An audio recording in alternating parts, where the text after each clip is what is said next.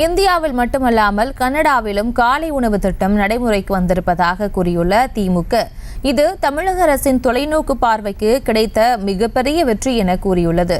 இது தொடர்பான மேலும் விவரங்களை எமது செய்தியாளர் ராஜேஷ் வழங்கிட கேட்கலாம். ராஜேஷ், வணக்கம். மேலும் விவரம்.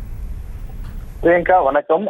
தமிழக அரசு காலை உணவு திட்டத்தை செயல்படுத்தி வரக்கூடிய நிலையில் கனடாவிலும் இந்த திட்டம், அதாவது அங்க இருக்கக்கூடிய பள்ளி மாணவர்களுக்கு காலை உணவு திட்டத்தை அந்நாட்டு அரசு செயல்படுத்தியிருக்கிறது. எனவே தமிழ்நாடு இந்தியாவில் இருக்கக்கூடிய மற்ற மாநிலங்களுக்கு முன்னுதாரணமாக திகழ்வதோடு மட்டுமில்லாமல் கனடா போன்ற அந்த நாடுகளுக்கும், வளர்ந்த நாடுகளாக இருக்குது என்று சொல்லக்கூடிய நாடுகளுக்கும் கூட ஒரு முன்னுதாரணமாக இந்த திட்டம் இருக்கிறது என்று தமிழக முதலமைச்சர் குறிப்பிட்டிருக்கின்றார். தமிழ்நாட்டில் தொடங்கப்பட்டிருக்கக்கூடிய காலை உணவு திட்டம் இந்தியாவில் உள்ள மாநிலங்களில் மட்டுமில்லாமல் வெளிநாடுகளிலும் நடைமுறைப்படுத்தப்படுவது தமிழ்நாடு முதலமைச்சருடைய அந்த செயல் திட்டத்திற்கு கிடைத்த ஒரு மிகப்பெரிய வெற்றியாகும் என்றும் தெரிவிக்கப்பட்டிருக்கின்றது.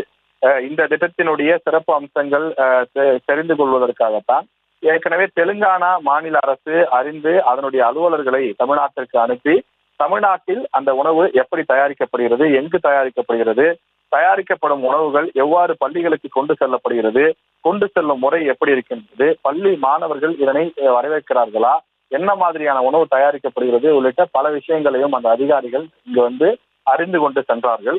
எனவே தெலுங்கானாவிலும் இதே போன்ற திட்டத்தை, அதாவது காலை உணவு திட்டத்தை அந்த மாநில மாணவர்களுக்காக செயல்படுத்த உள்ளதாக அதிகாரிகள் தெரிவித்திருந்தனர். இந்த நிலையில காலை உணவு திட்டம் இந்தியா முழுவதும் பல்வேறு மாநிலங்களிலும் செயல்படுத்த அங்க இருக்கக்கூடிய அந்தந்த மாநில அதிகாரிகள் திட்டமிட்டு வருகிறார்கள் என்று பல்வேறு மாநிலங்களில் இருந்து வரக்கூடிய தகவல்கள் கிடைக்கப்படுகின்றது.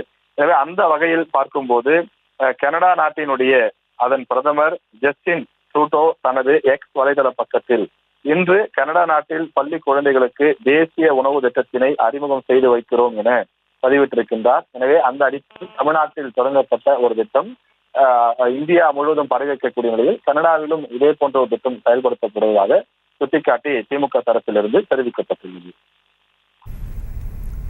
விவரங்களுக்கு நன்றி ராஜேஷ். செய்திகளை உடனுக்குடனும் துல்லியமாகவும் தெரிந்து கொள்ள சப்ஸ்கிரைப் பண்ணுங்க.